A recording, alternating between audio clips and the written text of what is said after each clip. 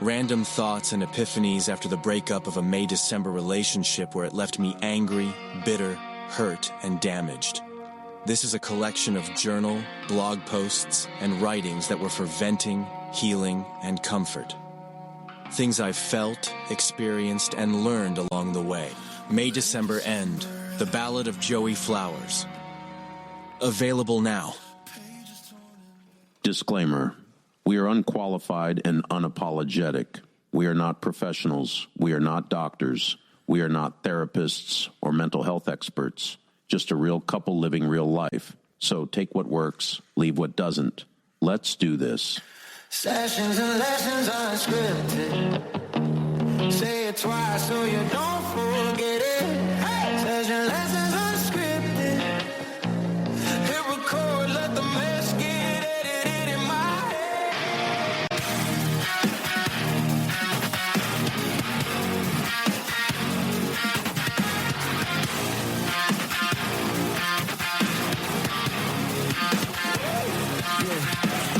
mic on, brain off, laugh lines, trade costs. Spilled tea, spilled truth, old scars, new proof. Inside jokes on an honest loop. Side quest in a living room booth. We don't plan, we just press play. You say careful, I throw the script away. Yeah. Sessions and lessons unscripted. Every stumble gets uplifted. Turn my problems into punchlines, twisted. Till I feel my spirit lifted. Sessions and lessons unscripted. Every secret gets remixed, shifted. Oh, yeah. I love that song. What's up, everybody? It's Joel, host of Sessions and Lessons Unscripted. And over there is Gloria Rosario. Hi, Gloria. Hello. That's all you got? Excuse me, guys. Hello, everybody. How's it going? Welcome, welcome. I hope everybody's doing great and had a great week. Me?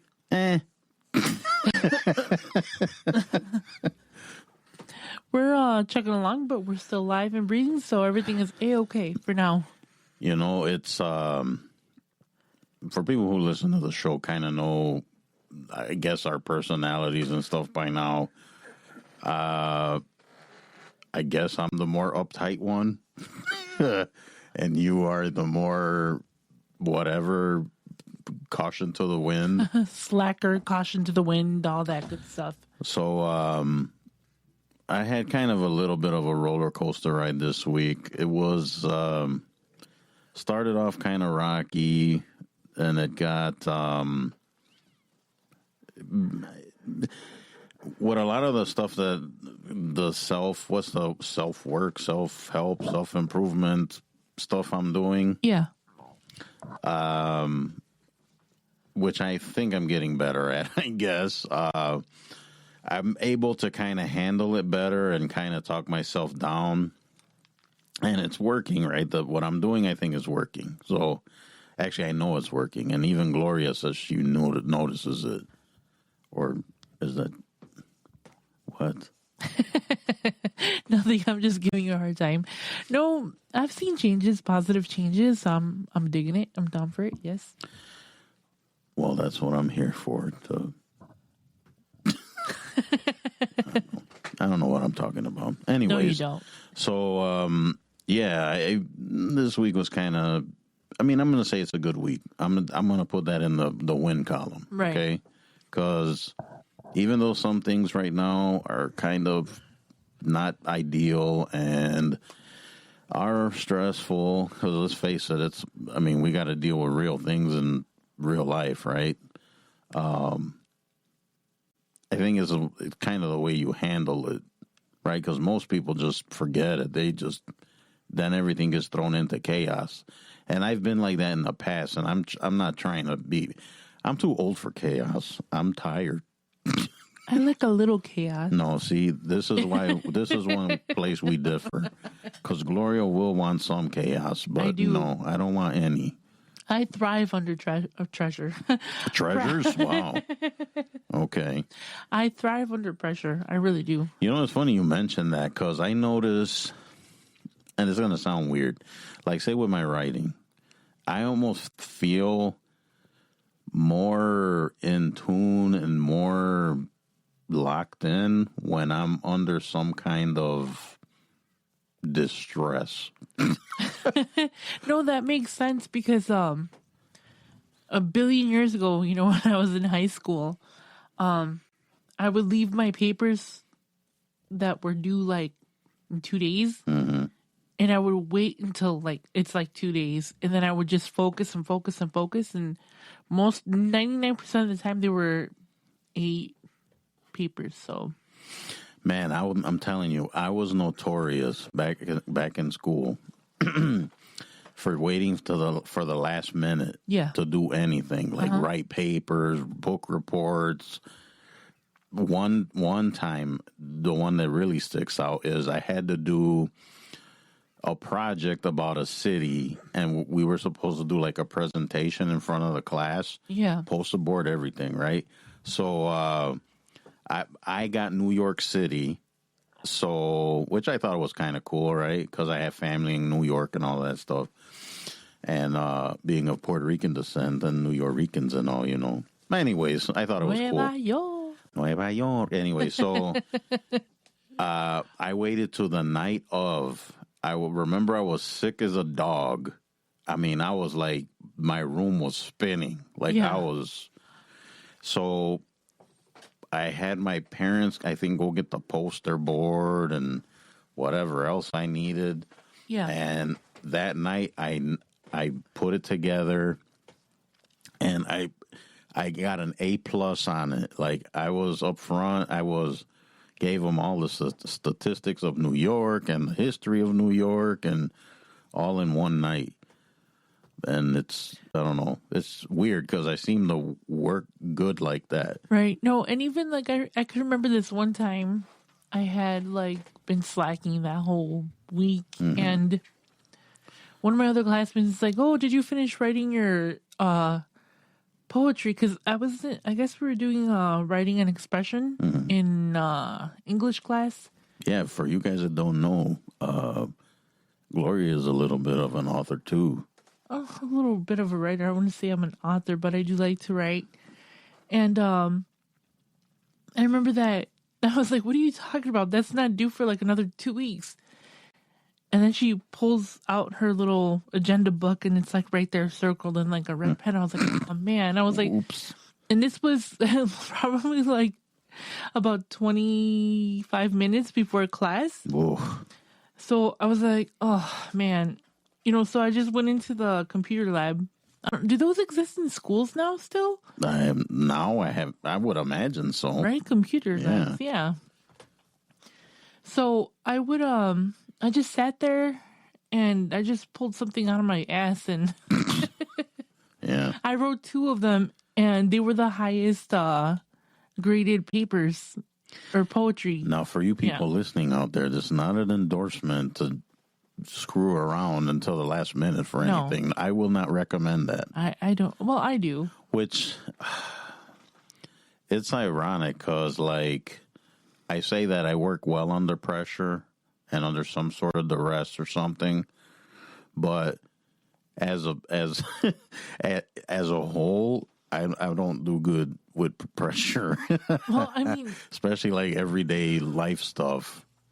no, I think that I work well under pressure, whether it's work or anything else in my personal life, or you know, podcasting. You know, 2 different things, but I find it super easy because if I know I have time, I can't focus. Like I get distracted by stuff. That is a good point. I get like that too. I get distracted very easily. Yeah, you know, and it's normally like not my phone, believe it or not. I will get distracted by music, or, you know, oh, I have to do this and I forgot about that. You know, I'm like running around doing different things. And before you know it, time slips. I mean, and I've done that for like work projects and meetings, and, you know, when you have to do things through the computer and slideshows and all. Yeah, I work best under pressure for those things.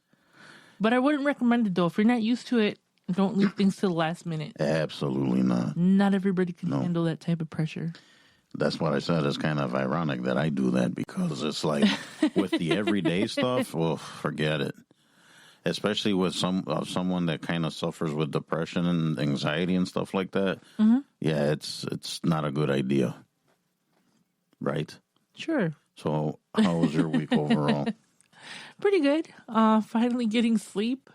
I'm a little bit more alert and awake today. I mean, I don't know what my body's going through or if it's the stress, but at work I had a allergic reaction to something. I came home. Oh, yeah.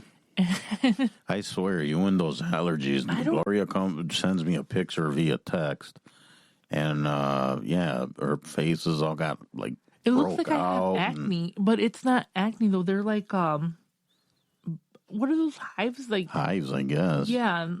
And they're still on my skin. It's been like 2 days now, and I've been putting medications on them, and it makes me tired, but not tired like I was before. At least I'm awake, you know? Right. So it's getting better, though. I'm not complaining. I'm still breathing, right? Yeah. I mean, I guess you can complain, but what's the point? Yeah. How's that old joke go, the dad joke? I can complain, but who's going to listen? You gonna listen. You going to listen. One thing, so that's not a good segue. Failed. Just trying to segue into this subject that we were kind of talking about before we turned on the microphones. And I don't even remember what started the conversation. We were talking about a kind of a law of attraction thing, right? We were talking in particular about attracting the wrong people or certain people. Like I've said before, sometimes I feel weird because people just like to come up to me and talk to me, which is kind of surprising because most people say that I don't look very approachable. Right. But they come up to me anyways. Even little old ladies at the store. Like, can you help me? It's like, okay. And I'll help them, of course. But, Gloria and I were talking about just the wrong kind of people wanting to hang out with you or be your friend or whatever. What say you, lady? Well, I think in my younger years, I had issues with that just because I was self-destructive and just kind of attracted that type of people. Well, you were kind of... I was kind of living on the edge. Yeah. No, but it's funny because there's this meme, and I laugh every time I see it. Mm-hmm. And the meme goes, I used to party with gangbangers, drug dealers, and criminals, and now just going to Walmart gives me anxiety. And that's basically the story of my life. You know, I was pretty reckless when I was younger. So, you know, the type of people that I was hanging out with sometimes weren't the best of people. I wouldn't say best of people. They were making good life choices, and that kind of encouraged me. That brings up a question in my mind, though. Mm-hmm. So, but you didn't necessarily attract those people. You kind of joined in, I guess. Yes and no. You searched them out because that was your kind of crowd, right? I mean, people that are doing drugs and drinking and partying are going to be attracted to each other, whether they're looking for each other or not, you know. And I mean attracted in a sense of like kind of coming together, not attractive as in like a relationship or anything like that. I will say though that my favorite type of person to date when I was younger were usually like, you know, drug dealers and gangbangers and criminals. So I guess, Wait a minute. Back up. Back up. Just a little bit. Okay. So you said you liked going out with gangbangers and drug dealers. And criminals. And criminals, okay. Yeah. This is the first I'm hearing of this. Uh-oh. And so are you people out there. So I'm just as shocked as you are. And explain, why were you attracted to that kind of person? Because I found guys that weren't into that kind of stuff boring. I know that sounds bad. But me being in a reckless kind of era, my reckless era. Is that what they say now? Reckless area? My era. criminal era. Yeah. Well, I wasn't so much a criminal as I was what do you call it? Accomplice? Guilty getaway driver. Yeah. Guilty by association. Yeah. But I mean, I never really got into trouble with any of them or for any of them. I had that false sense of security because,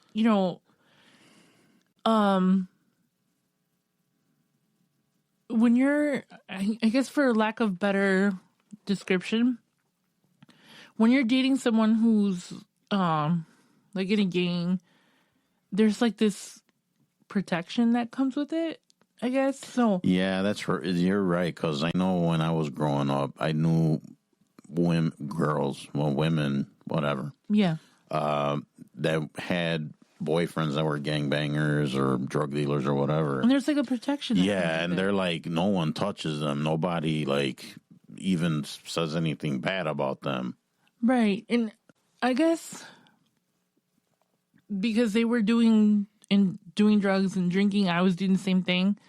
So that's the kind of person. I mean, a bookworm wasn't going to come talk to me, right? I mean, look at the people that I'm hanging out with. Well, unless they were looking for something. Right. So I don't know. I just, I got put in a lot of situations that were kind of like, hello, like, what are you doing here? But I mean, when you're young and reckless and drinking and partying, you just don't give a crap about any of that stuff. I never really had that issue. I kind of kept to myself, but I kind of had a clique that I hung out with. Right.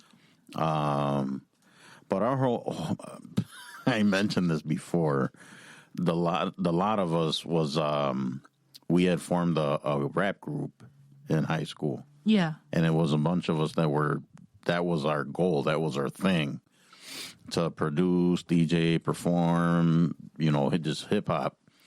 And, I mean, that's who I hung out with. Other than that, I didn't really hang out with anyone else. I got along with everybody, and people would talk to me or whatever, but I wasn't. There was only like a core handful of people I would hang out with, that I would choose to hang out with. Yeah. And even some of those guys were kind of sketchy after the fact. I thought about it, and they were like, "Why did I hang out with this guy?" Right. Sometimes, as we're growing up, I think that a lot of the times we put ourselves in dangerous situations, especially like when you're, for instance, me, you're dating people that come from a shady background. And I think it's like a form of being like, people join gangs because, they want to feel part of something or a part of something. Right. To have a clique or to have. Well, more times than not, they're in a bad neighborhood and their life isn't the greatest. Right, but the thing is that, I mean, we struggled a lot because, we did come from a single family household, but I didn't, things weren't perfect at home, but I also had no business looking for that type of, belonging, but I couldn't click with other people that were normal because I never felt normal. I just always wanted to be up and moving and, being in the mix of things and just, like I said, it got me into some trouble, but. So that brings up a question in my mind then. So how do I even phrase the question? So back up, you said that things weren't great or whatever at home. Right. Well, because I was on drugs. So, I mean, that didn't add to the positivity in the household. It was a conflict. So so then you would say that I've heard the stories and we've talked about it before, and I don't know because I was going to ask you, would you say that your upbringing or your, I guess the world around you was negative. You wouldn't say that, would you?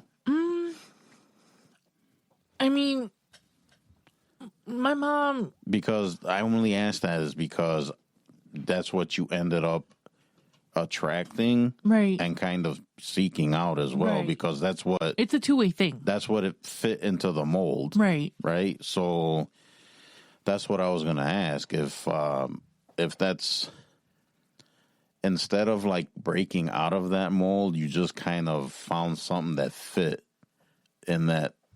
Well, yeah. I mean, Am I making any no, sense? no, you are. And let me explain a little bit something, and it's going to answer your question. Mm-hmm. So, my mom basically was working like 12, 14, 16-hour shifts. Like, I've mentioned it before. We were lucky sometimes to catch her on Saturdays and Sundays when we would do these little trips or, spontaneous something or other.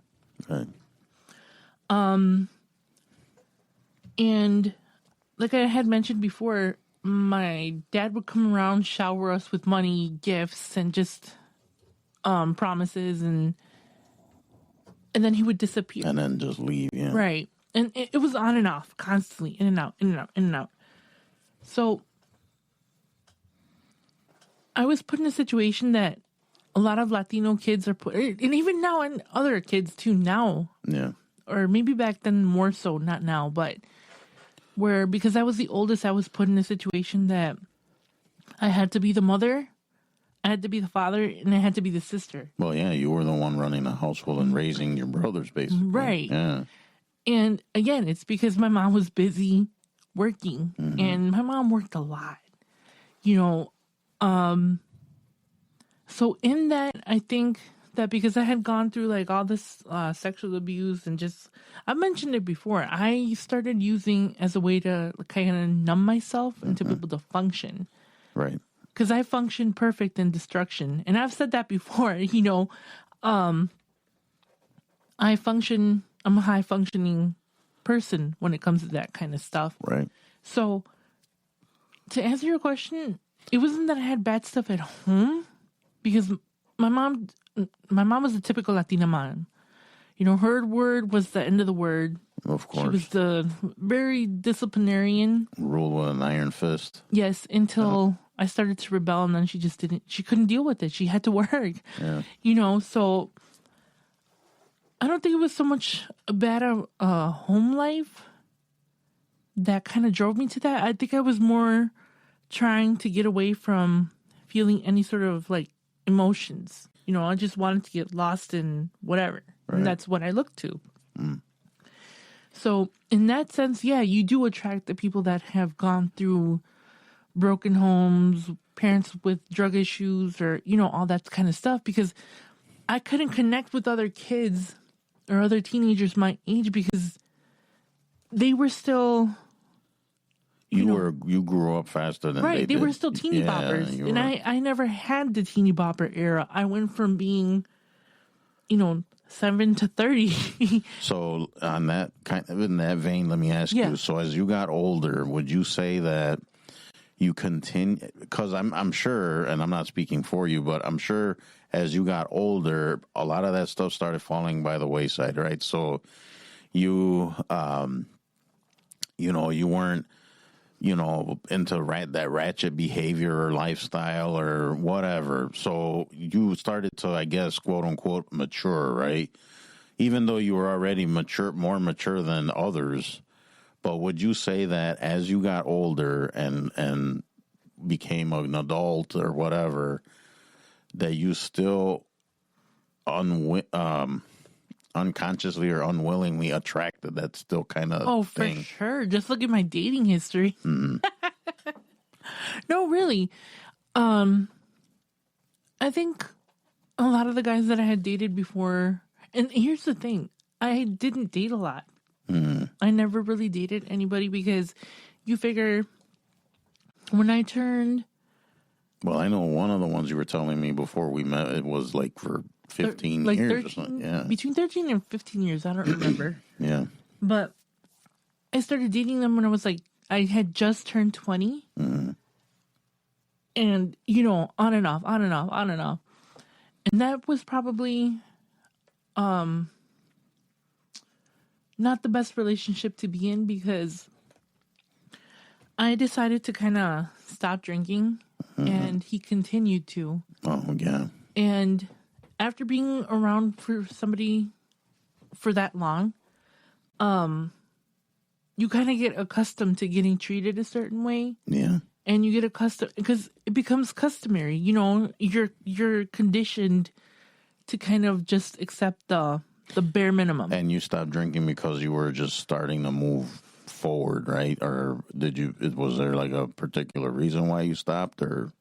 See, my drug use and my alcohol use are two completely different things. The thing is that when I looked to get numb, I wasn't looking for alcohol. I was looking for drugs. I had already, by that point, I had already stopped smoking weed. And I had been off of that other stuff for a long time. The only drug that I was still using at that moment was weed. And occasionally I do stuff here and there, you know, but my main thing was like weed, which isn't that big of a deal, you know. Right. But I don't know, I just got tired of it. Like, you were outgrowing it. I was outgrowing it. Yeah. And I mean, I loved all the people that I was hanging out with at the moment. You know, I had great times with those people. And even the guy that I was with for that long, I hold no grudges towards him. You know, we just weren't compatible in the sense that I was ready to kind of grow up and settle down and kind of, you know, stop my party life, you know? And like I said, I don't have anything against him. But I just got tired. Right. You know, so that's what I say when I dated people. Like, that's the longest I've ever done. Well, that's almost a marriage if you think about it. Basically, yeah. You know, and I don't know. It was just, I think towards the end we both kind of stopped caring or stopped having emotions, and it was just out of custom. You know, out of, I guess, the monotony, the predictability was kind of just easy to deal with. Right. And it was fine, you know, but like I said, I eventually outgrew all of that stuff, and I needed somebody to kind of be more responsible. Yeah. Makes sense. You know, not that he didn't have a job or anything like that, but we just weren't compatible anymore. And well, yeah, the lifestyle. Because when we started dating, I was drinking heavily and I was doing, you know, all sorts of stuff. But within that like 13 to 15 year time span that we were together, you outgrow people and situations. You do, and situations, yeah. Yeah, and it's just like, you know what? We're not compatible. We're not going in the same direction. I want more out of life other than alcohol. And then you wanted to be around people that were more like-minded, right? Right. And it just, I don't know. It was... See, I'm kind of in the same boat too, right? Because, I mean, like I said, I didn't hang out with a lot of people, but a lot of people seem to be attracted in my direction. And even now is the same thing. It's like, I'm very fortunate and grateful to find. I've been on this journey for a long time, and like the self-improvement or whatever journey, life coaching, whatever journey. And I've struggled for a long time, and I've always wanted to just have a group of people or people I could call friends or whatever that were like-minded, but it seemed like I was getting people that weren't so like-minded. And even how in my mind right now, I'm thinking of like, let's say here, this is my analogy. So you got life coach or therapist, right? And then you have the patients or clients, okay? Right. So I'm over here on this side, the therapist / life coach, whatever's lifestyle, side, right? And way of thinking or whatever. And that's what I want to hang out with, converse with, share, have friends, whatever. Right. But I keep getting the clients. So that's exactly how I feel. Like, No.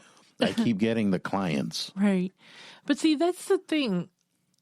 I guess, in my personal experience, in my destruction era, that's what I'm going to call it. That's what the official term now. Destruction Glo's era. destruction era. I'm going to make some kind of... Godzilla. Yeah, Glozilla. Glozilla. That's what I like to call Glozilla. No, but, during that time when I was hanging out with everybody, I thought that the connections that I had with these people, or this group of people or whatever, was genuine until I stopped using, and then it's like we had nothing in common, and there's nothing wrong with that. Well, yes and no. Right? I mean, it just shows that the friendship was kind of fake.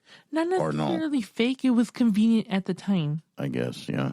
Because like I said, I'm not going to be drinking and smoking and doing all types of drugs and then go home and hang out with, like, Betty Crocker. You know what I mean? It wasn't going to happen. Right.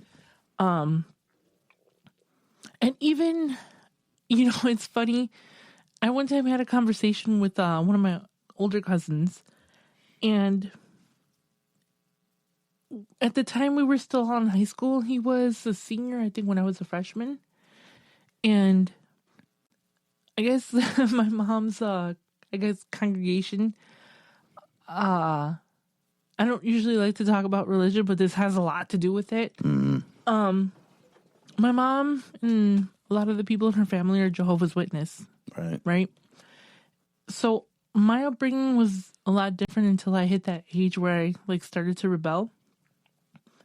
And there was, like, these cliques within the congregation, right? And I never fit in with any of them. Right. I was always, like, I always felt like the outsider, which is fine. Right. But a lot of, I guess, the parents didn't like their kids to hang out with me because, obviously, look at how I turned out, But my cousin and I were having a conversation about that. And he's like, "Are you a bad influence?" I was like, "Absolutely." I was always aware that what I was doing was wrong, right? I was like, I'm not a bad influence, but I was like, I don't do things for my own well-being. I do things against my well-being, right? And it wasn't sleeping around. It wasn't being promiscuous. It was just drugs for me, Right. And I was like, I'm a bad influence because I do these things and I feel like that encourages other people that are around me to do it. Right. But I never ask anybody, do you want to hit? I never offer anything. I know that I'm destroying myself. I'm not going to take you down with me. Right. But if you start to do it, I'm not going to tell you no. It's your decision. Right. And he was laughing. He's like, that has got to be the most honest answer that I have ever heard. And yeah.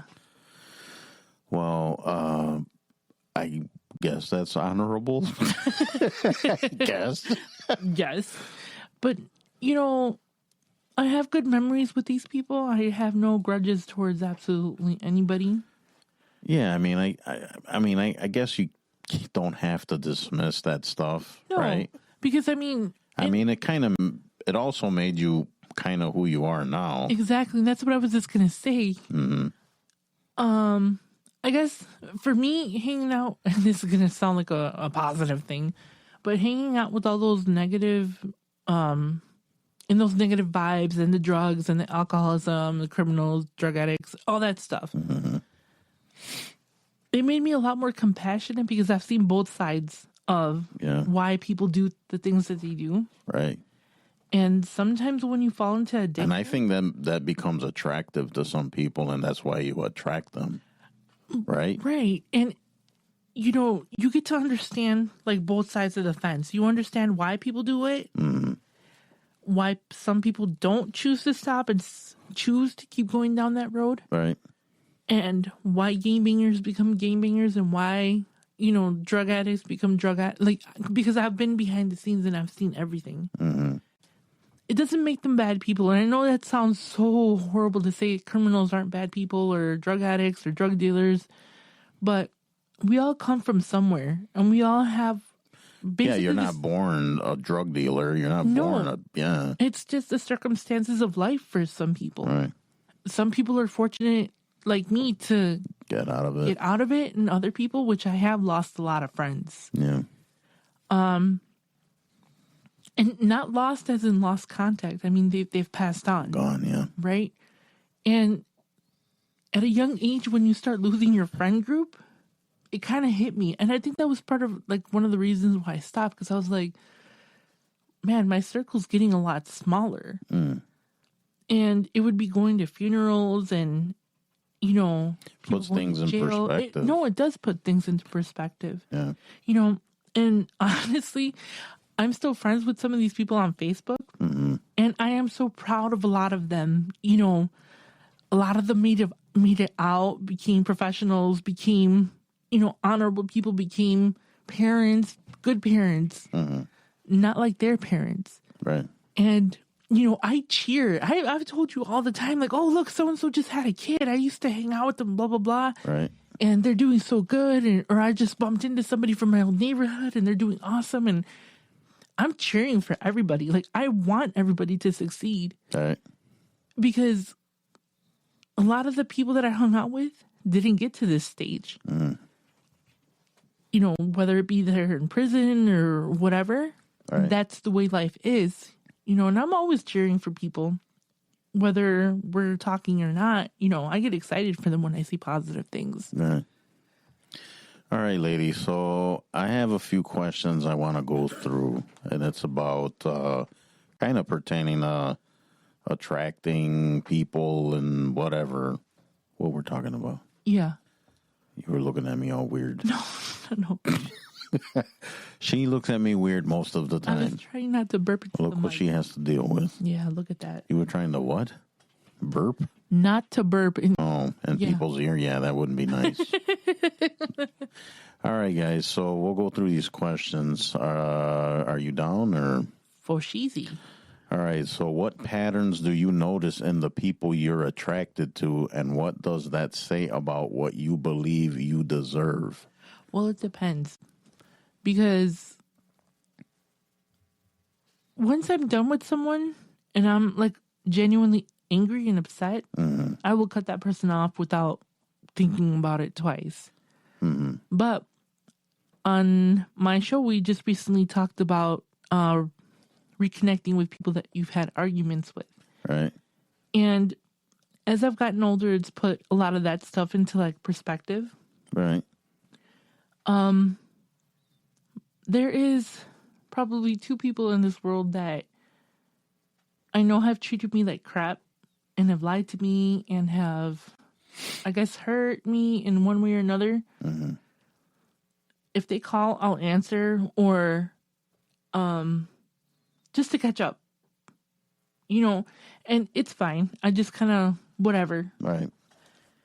And I don't do that with a lot of people. So if I've cut somebody off and I'm angry and I feel like you did me wrong in some way, shape, or form, I will never contact you again. Right.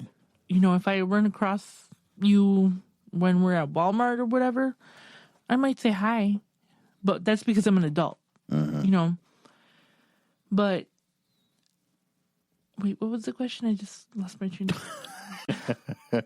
You were doing so well. What patterns do you notice in the people you're attracted to, and what does that say about what you believe you deserve? Oh, okay. So in talking to those people who kind of have wronged me, like I said, there's only two. I'm not going to say who they are, and it doesn't matter. Mm-hmm. I've learned that I deserve so much better than the way that I was treated. Mm-hmm. And I've forgiven whatever stuff has happened in the past and just let it be. But I noticed that I was a little bit more kind of wishy-washy. And that was before I started to get my things together in life. Yeah, for myself, it's kind of this. Right. That's kind of what I see, like the wishy-washiness. the negativity, the negative self-talk and all that nonsense. But I too, like you were just saying, I believe I deserve better. I'm trying to make my life better. I'm trying right now to not, be negative and have a good outlook, be optimistic and be a light to people. And that's what I'm striving for now. And like the relationship that I had before you, we've talked about it a little bit,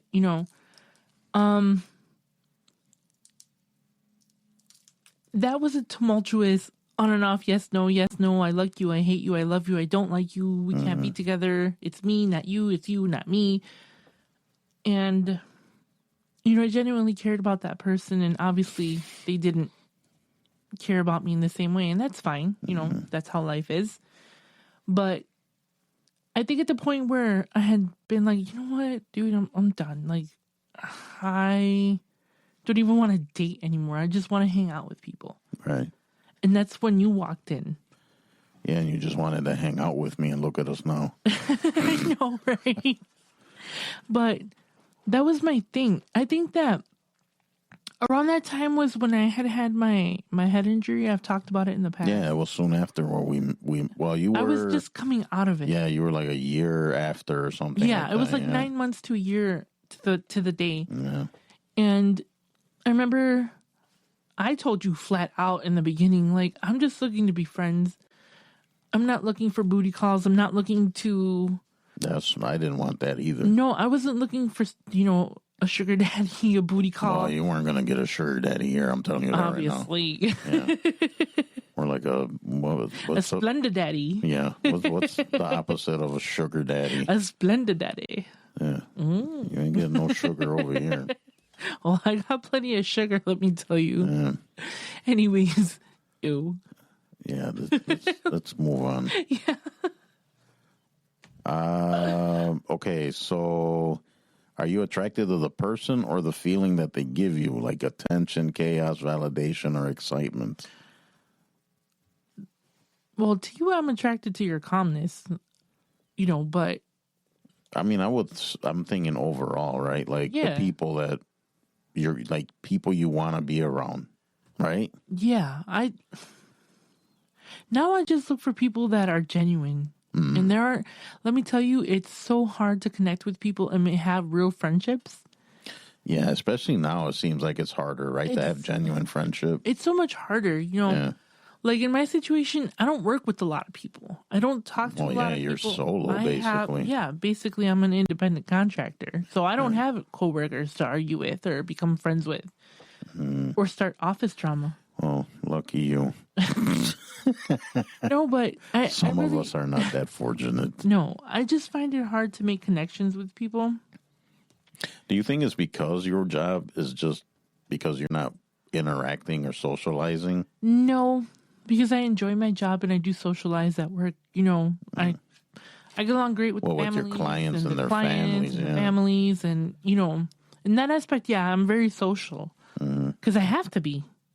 Well, yeah. But in my personal life, like, I do have like close friends, but none of them live near me. Right.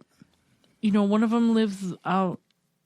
Yeah, but with the internet and everything now, but even then, like a lot of my friends don't live. No. And I have friends in other countries. But even with that being said, everybody's got kids and jobs and husbands. No, they got their own lives. Households.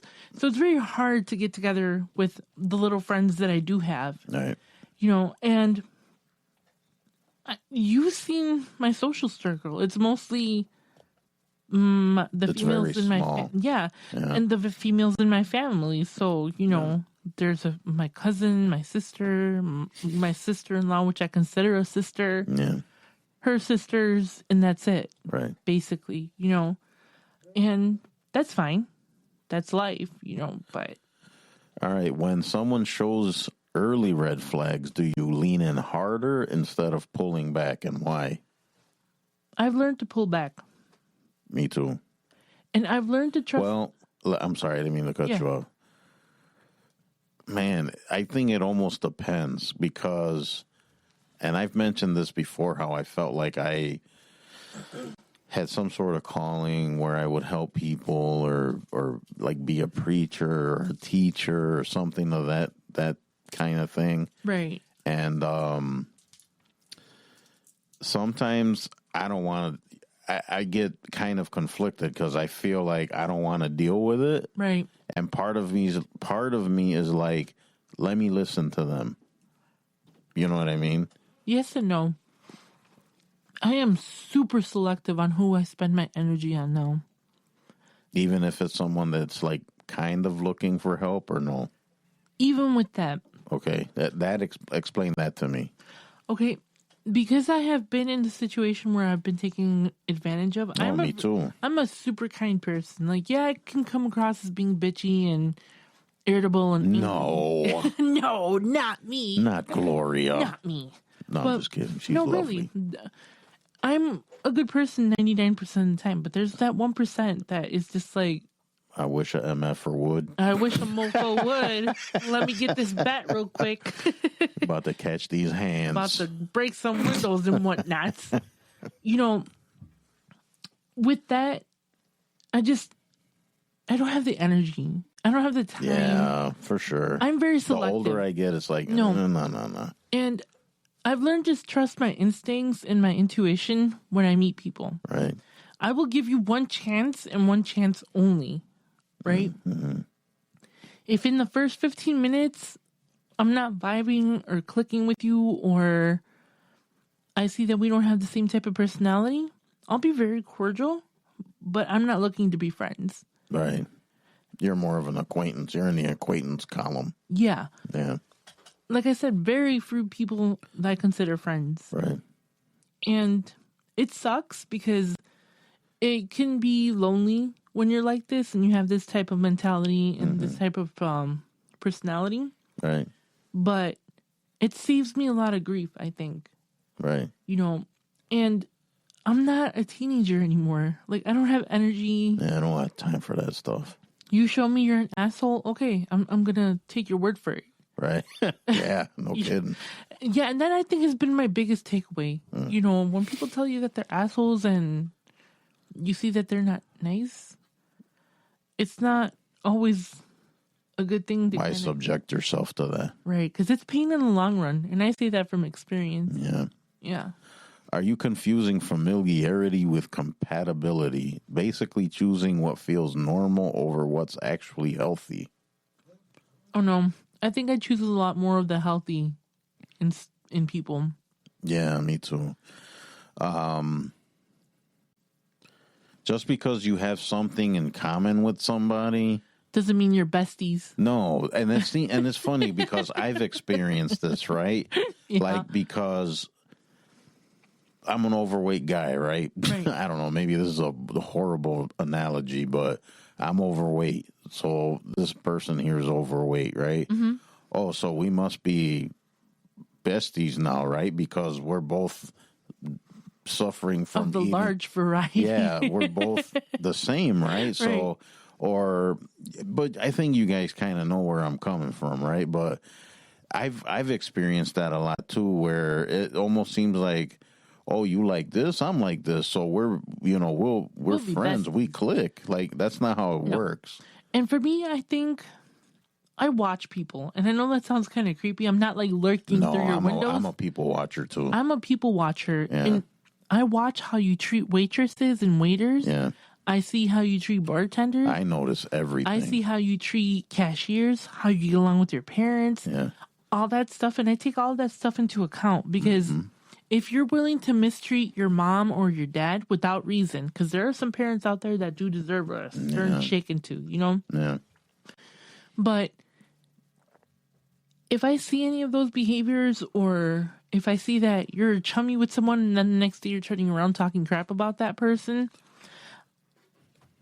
that kind of stuff. That's a red flag. That's a red flag for me. It's like, I know that if you're talking bad about Sally over there, tomorrow you might be talking bad about me. For sure. It's like, no, it's okay. I don't have time for that. I don't like that either. I don't like that.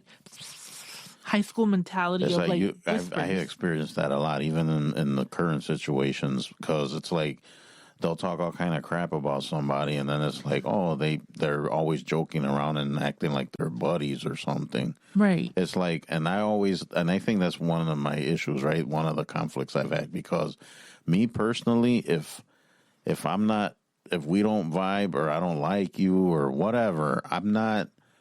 That's it. That's the end of it. It's cut and dry. You know what I'm Right. saying? I'm not trying to put on a front.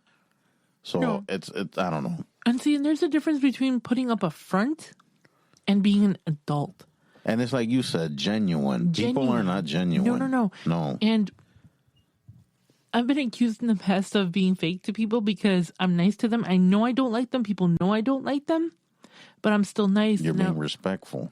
I was like, just because I don't like someone does not mean that I can't respect them or get along with them. Yeah, I'm not It's gonna. just we're not friends. Yeah, Not I'm not gonna go everybody- out of my no, way. Not No. everybody is meant to be your friend. Right. Some people are acquaintances, some are friends, some are best friends, and some are only fair weather friends that are there temporarily, and Yep. some you're friends for 6 months and then you never see that person again in your Right, life. you never talk to them. And that's just how life is, you know?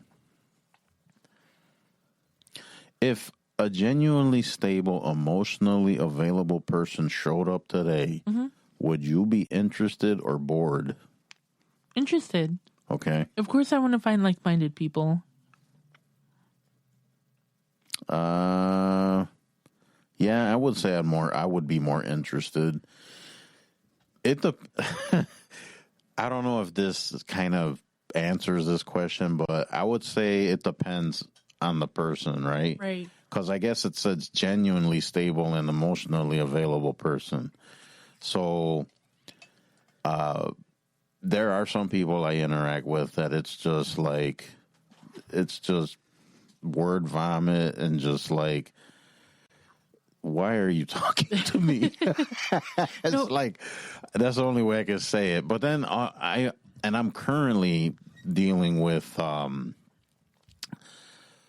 people that seem to want to confide in me, right? And it's like, I think the thing that I'm kind of wondering or whatever is if it's genuine or if they really open, because I know people have come up to me before about certain things, and I tried to be supportive, open, give my advice, maybe share things I've heard or read or whatever, and then it's just laughed off, and it makes me feel some sort of way afterwards, because it's like, okay, so that kind of fell flat. Yeah. So it's like, that's something I'm currently dealing with. You know, for me, I'm a very expressive person. And if I pretend to like someone, my face is going to show otherwise. That is true.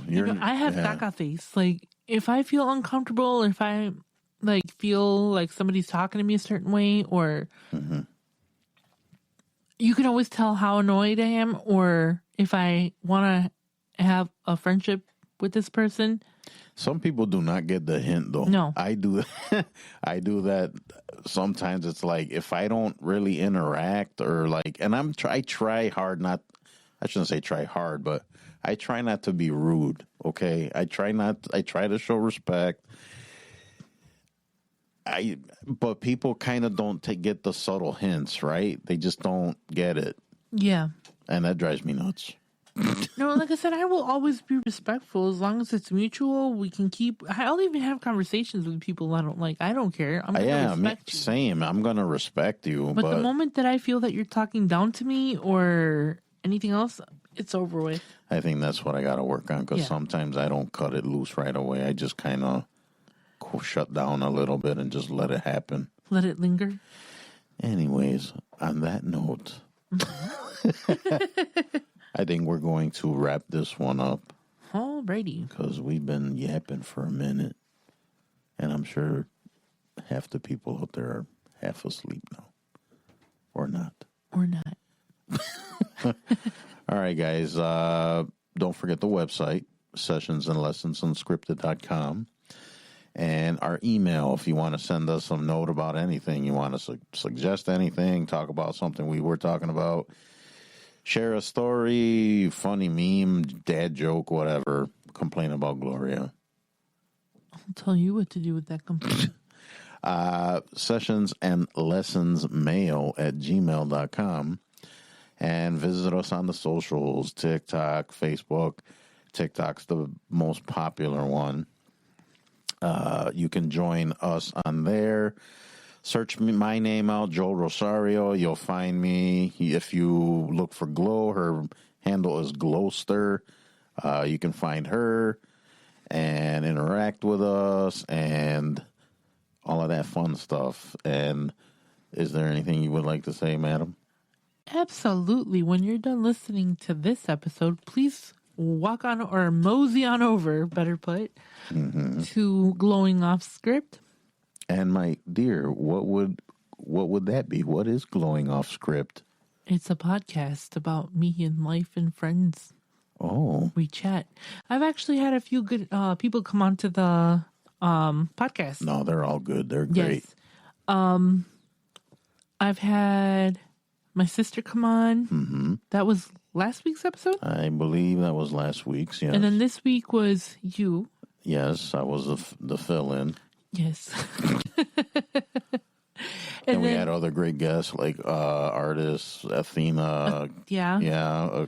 Athena Flores. And then we've had life coach Gary Holtz. That was awesome. And then for next week's episode, I have another person who is very near and dear to me. Interesting episode. We cover blended families and it got kind of interesting. Yeah. So check that episode out. It's coming out next Friday. Yes. We release the episodes every Friday, so be sure to listen, share, subscribe, follow, whatever it is that you guys do. All the things. Do all the things. All the lovely things. All right. And don't forget my book, May, December, and the Ballad of Joey Flowers. And the book is available on paperback and hardcover, also on ebook at Amazon and Amazon Kindle. You can also find it on Barnes & Noble's Nook, their e-reader. And I think that is it. Yes. So what else, lady? Anything else you want to add before we wrap it up? Yes. Before we do wrap it up, I know I have talked about a lot of people from my past, and I don't even know if they listen or if they don't, but I hold nothing personal, with anybody. I just wanted to throw that in because... Okay. Yeah.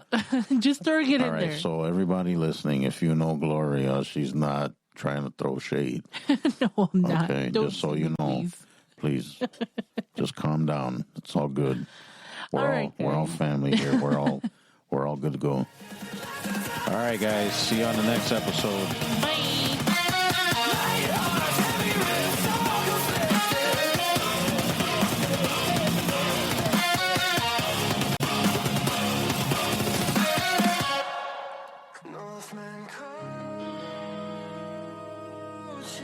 Northman Coaching and the Northman Brotherhood. Great one-on-one group coaching and mentoring. Need to talk, vent, or cry. Divorce, relationship issues, just having a rough life? Northman Coaching and the Northman Brotherhood. Check us out at northmancoaching.com and school.com. Shoulder to shoulder, brick by brick.